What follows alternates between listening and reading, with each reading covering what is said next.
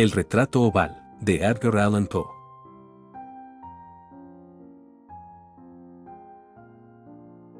El castillo al cual mi criado se había atrevido a entrar por la fuerza antes de permitir que, gravemente herido como estaba, pasara yo la noche al aire libre. Era una de esas construcciones en las que se mezclan la lobreguez y la grandeza y que durante largo tiempo se han alzado cejijuntas en los Apeninos, tan ciertas en la realidad como en la imaginación de Mr. Radcliffe. Según toda apariencia, el castillo había sido recién abandonado, aunque temporariamente. Nos instalamos en uno de los aposentos más pequeños y menos suntuosos.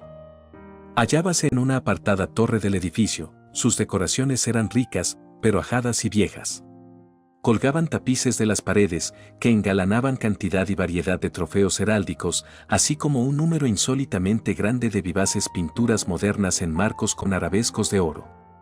Aquellas pinturas, no solamente emplazadas a lo largo de las paredes sino en diversos nichos que la extraña arquitectura del castillo exigía, despertaron profundamente mi interés, quizá a causa de mi incipiente delirio. Ordené, por tanto, a Pedro que cerrara las pesadas persianas del aposento, pues era ya de noche, que encendiera las bujías de un alto candelabro situado a la cabecera de mi lecho y descorriera de par en par las orladas cortinas de terciopelo negro que envolvían la cama.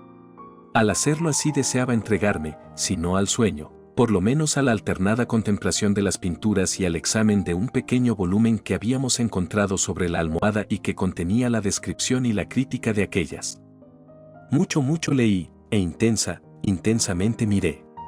Rápidas y brillantes volaron las horas hasta llegar la profunda medianoche.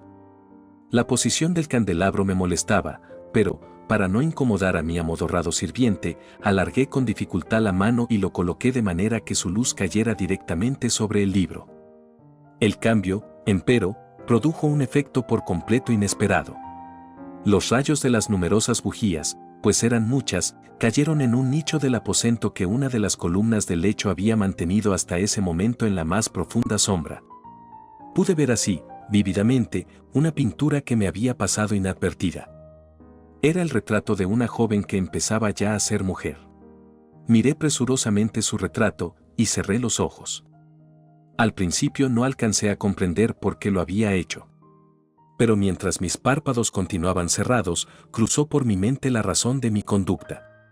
Era un movimiento impulsivo a fin de ganar tiempo para pensar, para asegurarme de que mi visión no me había engañado, para calmar y someter mi fantasía antes de otra contemplación más serena y más segura.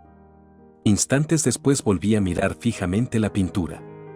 Ya no podía ni quería dudar de que estaba viendo bien, puesto que el primer destello de las bujías sobre aquella tela había disipado la soñolienta modorra que pesaba sobre mis sentidos, devolviéndome al punto a la vigilia. Como ya he dicho, el retrato representaba a una mujer joven. Solo abarcaba la cabeza y los hombros, pintados de la manera que técnicamente se denomina vignete y que se parece mucho al estilo de las cabezas favoritas de Sally. Los brazos, el seno y hasta los extremos del radiante cabello se mezclaban imperceptiblemente en la vaga pero profunda sombra que formaba el fondo del retrato. El marco era oval, ricamente dorado y afiligranado en estilo morisco. Como objeto de arte, nada podía ser más admirable que aquella pintura. Pero lo que me había emocionado de manera tan súbita y vehemente no era la ejecución de la obra ni la inmortal belleza del retrato. Menos aún cabía pensar que mi fantasía, arrancada de un semisueño, hubiera confundido aquella cabeza con la de una persona viviente. Inmediatamente vi que las peculiaridades del diseño, de la vignete y del marco tenían que haber repelido semejante idea, impidiendo incluso que persistiera un solo instante. Pensando intensamente en todo eso, quedé tal vez una hora, a medias sentado, a medias reclinado, con los ojos fijos en el retrato. Por fin, satisfecho del verdadero secreto de su efecto, me dejé caer hacia atrás en el lecho. Había descubierto que el hechizo del cuadro residía en una absoluta posibilidad de vida en su expresión que, sobresaltándome al comienzo, terminó por confundirme, someterme y aterrarme. Con profundo y reverendo respeto, volví a colocar el candelabro en su posición anterior. Alejada así de mi vista la causa de mi honda agitación, busqué vivamente el volumen que se ocupaba de las pinturas y su historia. Abriéndolo en el número que designaba al retrato oval, leí en él las vagas y extrañas palabras que siguen, era una virgen de singular hermosura y tan encantadora como alegre. Aciaga la hora en que vio y amó y desposó al pintor. Él, apasionado, estudioso, austero, tenía ya una prometida en el arte, ella, una virgen de sin igual hermosura y tan encantadora como alegre, toda luz y sonrisas, y traviesa como un cervatillo, amándolo y mimándolo, y odiando tan solo al arte, que era su rival, temiendo tan solo la paleta, los pinceles y los restantes enojosos instrumentos que la privaban de la contemplación de su amante. Así, para la dama, cosa terrible fue oír hablar al pintor de su deseo de retratarla. Pero era humilde y obediente, y durante muchas semanas posó dócilmente en el oscuro y elevado aposento de la torre, donde solo desde lo alto caía la luz sobre la pálida tela. Mas él, el pintor, gloriábase de su trabajo, que avanzaba hora a hora y día a día.